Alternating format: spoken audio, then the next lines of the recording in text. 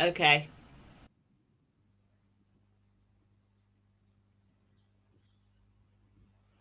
Good afternoon. Good afternoon. Well, I we're just working out. We got technical problems, but we'll be there. Don't worry.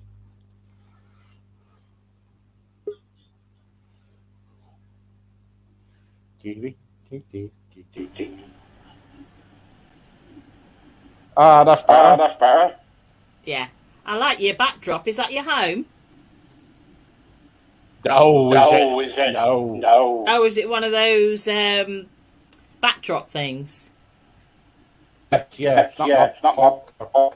I was going to say, lovely. Playing the piano. Piano. Piano. Good. Good. Good afternoon. Good afternoon, all. Hi, good afternoon, Stevie. What are you talking about tonight, then, Susan? Well, because it's warm for most people, and because a lot of the kids now have finished or are just about ready to finish school, we thought we might talk about holidays and, and the heat, and also the whole thing about some people don't have children, some people are single, some people might not have custody of the kids, some people's situation may have changed, whether it be financially or time-wise, or they have to work more. So there's an awful lot of variables when it comes to holiday time. So we thought that it might be a useful time to perhaps reflect on different options during our 20 minutes or so this evening. I think that's a good idea. Good. But the trouble is, all the way at the moment, Tommy get there might be frying. We might. The weather at the moment's really hot, isn't it? Well, it is for today and tomorrow, allegedly. Apparently 2 days, and then we kind of revert. I mean, some people are talking about thunderstorms tomorrow. So, yeah, a bit at the moment it is a bit anomalous, but nonetheless, there are people who are looking forward to the 4, 5, 6 weeks school holidays.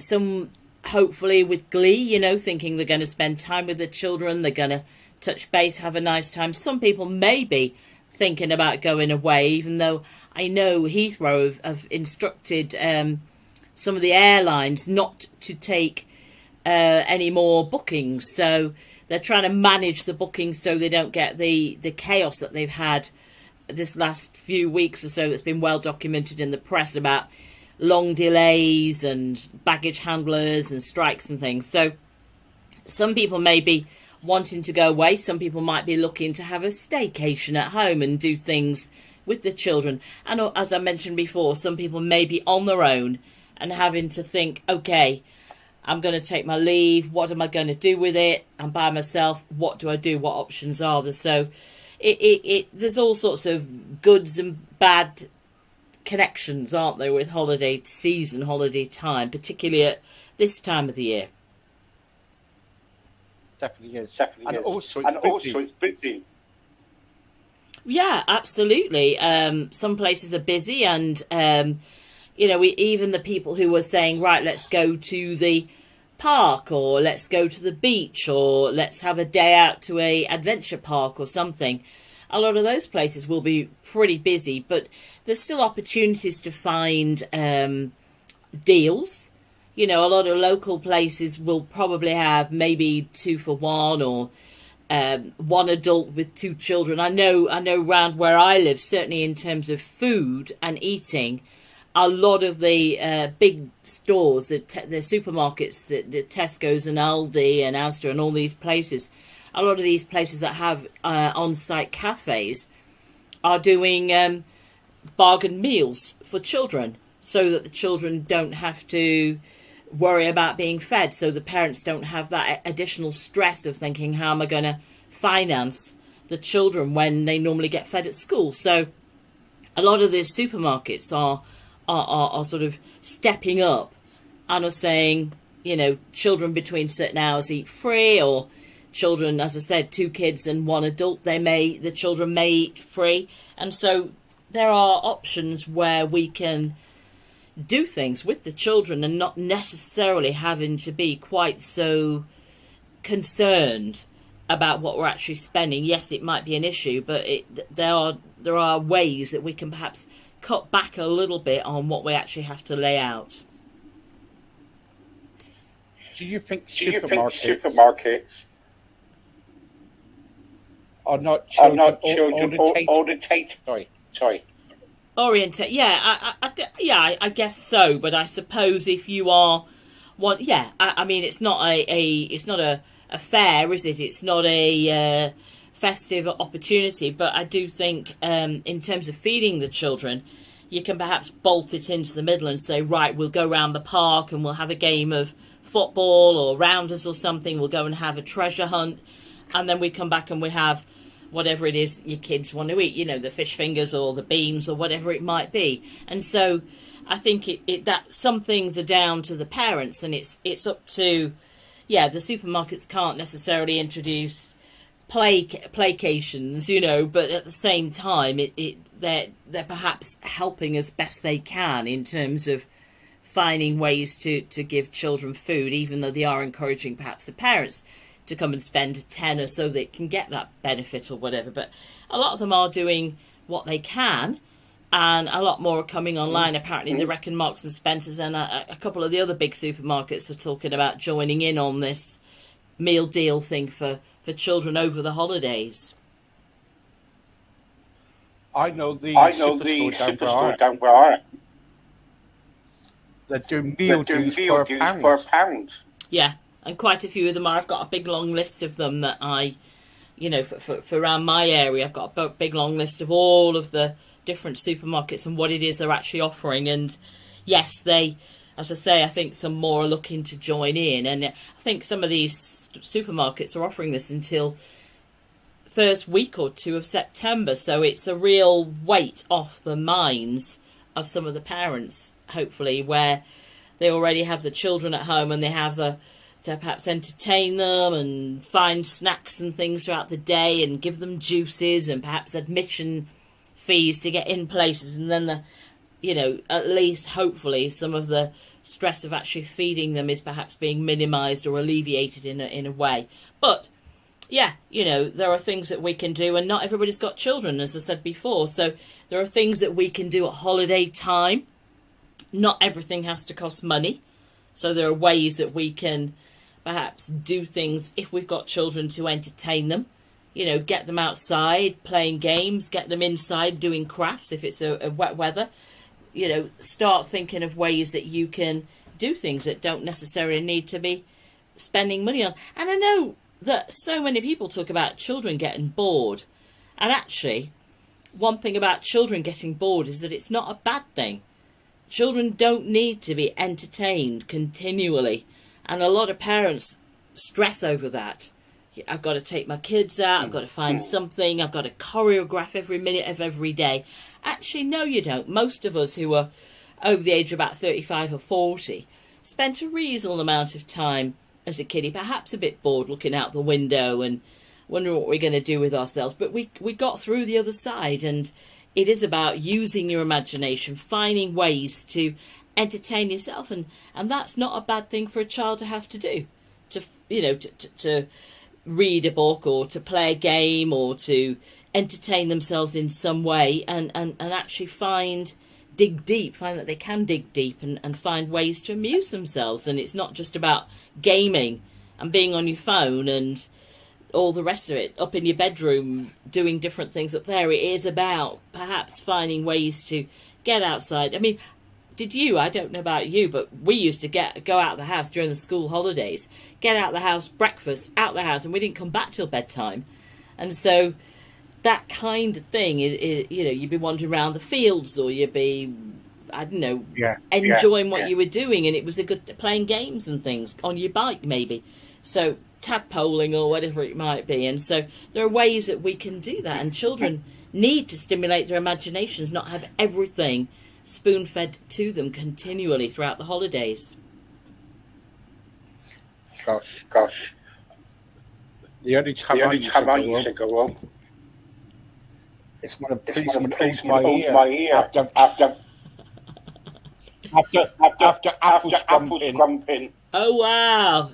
Excellent. Love it, love it, love it. But that's the kind of thing, I mean, you know, at the time it was a bit of a thrill, a bit naughty, you know, we were all that sort of thing. But, you know, those sort of relatively harmless ways of amusing ourselves. I remember we used to climb up the massive billboards that were on the side, not the ones that are the ones that actually top to bottom, you know, and we used to climb at the back of those and jump off. I mean, my God, you know, if my mum would have caught us, she'd have gone mad because they were pretty high up, and we used to climb up and jump off and, oh, good grief, you know. So the things that we got up to, or on your bike going miles and miles and miles and, you know, no mobile phones or whatever in sight, and you just used to do all that and then come home at bedtime, and that was fine, and it was good. And you taught kids a bit of responsibility, a bit about fear, perhaps a bit about being resourceful, a bit about imagination, a bit about connecting with other young people. And all these are valuable life lessons that we need to learn. You know, trusting your gut. Is this a safe thing to do? Is this okay? Is it time to go home? Being a bit responsible. So yeah, sometimes we perhaps did things we maybe wouldn't want on social media, but at the end of the day, those life lessons were a valuable part of growing up and becoming a bit independent of your parents, and that's important. Well, when I was younger, we didn't have mobile phone. Precisely. That's what I mean. You know, that you had to find whatever it was for your local phone box, if indeed you had a phone at home. And so all that sort of thing all that sort of freedom and out of the way, and your mum didn't worry because she knew you were out playing with your friends or your brother or your sister or whatever it might be, and that you'd be back at bedtime because you know, 99.9% of the time everybody got back at when they should, and so that's okay. But yeah, and this is what I'm saying, things about holiday time and about allowing your kids to perhaps be a bit resourceful and not needing to necessarily plan every single day so that you're schlepping off somewhere. You know, adventures going on the bus, adventures walking, adventures going down around doing a treasure hunt around the local park or the beach or wherever it might be, organising games with other kids, organising sleepovers, that sort of thing. You know, organising a bake-in, so you're making fairy cakes or something, and getting your children involved in doing those things. All those are great ways of entertaining them and yourselves and filling your time if you don't want to spend a fortune going on day trips, and that's a nice way, if you've got children, to perhaps plan ahead for the school holidays. Yeah. And so when I was younger, we used to go camping, and it cost any at all. Absolutely. And I know some people who, if they want to do a staycation, have done that in their own garden. So you can actually have get the old maiden, the thing that you put the clothes on to dry, and put a tablecloth over that. And we used to spend many an afternoon thinking we were camping out, and occasionally maybe we would be allowed to sleep out overnight perhaps. But, if that seemed to be a sensible, safe thing to do, then perhaps that's what we did. But lots of ways, and as you say, going camping and being a bit resourceful, and finding somewhere where you can pitch a tent and perhaps do a little bit of a campfire thing and all that kind of thing. Those things can be really good, where you're learning skills, you're learning sustainability, you're learning cooking and washing up in the pond nearby or something, or whatever it is, and all those kinds of things are really good fun and make memories. And that's the thing as well, because a lot of parents now, perhaps not wanting to buy or wanting to spend the money on really expensive gifts for the kids, are talking about giving their children memories. Instead of spending a fortune on tech and all the rest of it, you maybe buy one special present for your child for their birthday or Christmas when it's coming, but giving your children memories can often be far more valuable. The experiences, the memories, the doing things together, showing your care, spending time together can be a really gorgeous way of making your children's childhood all the more memorable and special for them. I used to have a scrapbook. Yeah. That's nice because you can save From things around from... about 7 onwards. Yeah, absolutely. Saving things from your trips, you know, saving a leaf or a flower or tickets or programs or pictures or whatever it might be, your memorabilia, and saving all those things in a scrapbook and perhaps writing a little note next to those things can be lovely. Again, it can be something that you can do after you've had your adventures, and that can be occupying a few afternoons too, doing that sort of thing. So all these things are quite special and ways of filling the holidays, and again, having to be resourceful, you know, having to be good with the scissors and the glue and the putting everything in the right place and practicing your writing so you make a nice, neat job of it. You know, those things can be lovely to do and to look back on as well. Have you kept your scrapbooks? No, Did you keep the I've scrapbooks? lost them. Have you? What a shame. But yeah, I mean, Yeah, they're lovely, Yeah, aren't they? I lost them. Yeah. But even so, it's a nice thing to do on your holidays. And yeah, you know, I mean, this is where some people put everything on social media about what they've been doing and they collect all the photographs and things. But I think having something that's personal to you, just your own book that you can see, your scrapbook or your journal that you can see, that you maybe share with family or friends, or just keep it private for yourself. That can be a lovely thing to do over the holidays. I kept my love letters. Did you? Did you? Excellent. Well, I know one of my clients actually did for her husband was having a special birthday, and what she did was she compiled, you know, you reminded me when you said a scrapbook, she compiled a scrapbook of all their time together.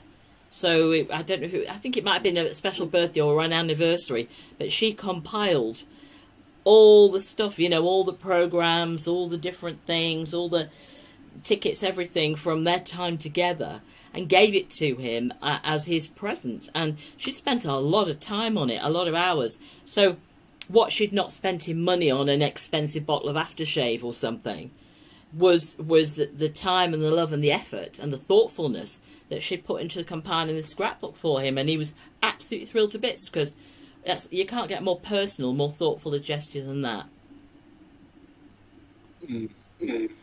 Said about holidays. Yeah. There are some places that do cheap breaks away. Yeah, absolutely, and that's where all-inclusive can sometimes come into its own. If you're taking family away, that can be something that really helps cut the cost a bit, because you know what you're spending before you get there, and you know your meals are included and perhaps a certain number of trips. And I think the thing about all-inclusive, if you're single, you know, newly divorced, or you're thinking of going away on your own perhaps, those sorts of holidays can be important too, because you may be picking something where you know what you're going into. I mean, for single people, it can be good to have a themed holiday. You know, perhaps you're going on a course of some kind, or it's a, you know, it's a special themed break where you're learning a particular skill, or they're linking that in, or maybe thinking of going on a retreat, so you can have some healing and maybe yoga and, you know, a healthy diet, and really spend some time investing in your health and well-being, or even volunteering. You can get holidays where you can volunteer to perhaps work in a village and help build something there, or help working with the animals and help in a sort of conservation way. So there are ways of all-inclusive can be all-encompassing as a way of managing your budget if you're looking to go away on a particular budget, or if you are wanting to do something where you feel it's not quite so random, where you have to entertain yourself every day and you can know what you're getting and go into that holiday and feel confident about it. So they can be really good ideas, those all-inclusive holidays. There's one thing what my Nan taught me when I was younger was knitting. Yeah. Yeah. Well, actually, knitting has become quite popular. There are cafes now where people go and they buy coffees and sit around and chat and bring their knitting needles with them. And have an afternoon of that, and that's quite a nice thing to do. Crafts, knitting, crochet, all these things can be quite special, and as I say, it has become quite popular way to entertain yourself and to keep yourself, being creative and actually doing things useful. So it's yeah, absolutely, knitting and any kind of crafts have had a resurgence in popularity, and absolutely a lot of people enjoy doing them. Yeah. So take your knitting on holiday with you. Absolutely, yeah. I think if you're going away on your own, sometimes it's quite nice to have something to occupy yourself with. So, if I go out and go out to a cafe or somewhere for a meal in the day, I will often take a little bit of work or a book or something, so that you're not, that if you feel a bit on your own and a bit self-conscious, you've got something you can fall back on. But it can be there as something to occupy. And knitting can be one of those things too. So you're not just sat there looking around and perhaps feeling self-conscious. So certainly in the early days, if you're going out on your own, it can be quite a nice way of just edging yourself back into that and feeling quite comfortable and quite confident. And you've got something you can fall back on if you need to. Brilliant. Thank you, Susan. My pleasure. And by the way, if people want to contact you, can you tell them how to contact you? Yeah, well, there's lots of articles. I've written 4 books, and they're all on my website. So on my website, you can look at articles on a whole myriad of different topics, and it's lifestyletherapy.net, lifestyletherapy.net, or Susan Leigh, Leigh. But have a look, and as I say, I don't collect email addresses, just enjoy having a rummage around and have a look at what's there, and it's all for free. There you go. Life is not about standing. We got to keep moving all the time. Sometimes we have bad days. Sometimes we have good days. Tomorrow is going to be another hot day. So look after yourself. Take care. And have a good day. Bye for now.